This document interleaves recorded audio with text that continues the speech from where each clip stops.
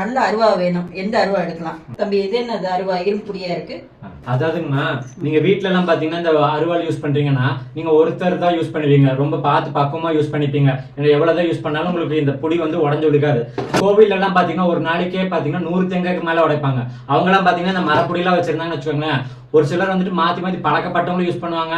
அங்க வேலை செய்யறவங்களும் சில டைம் அருவாள் எடுத்து ஒரு தேங்காய் உடைக்க பார்ப்பாங்க. அந்த இடத்துல பாத்தீங்கன்னா மரப்புடி எல்லாம் யூஸ் பண்ணீங்கன்னா புடி உடஞ்சு விழுந்துருக்குமா.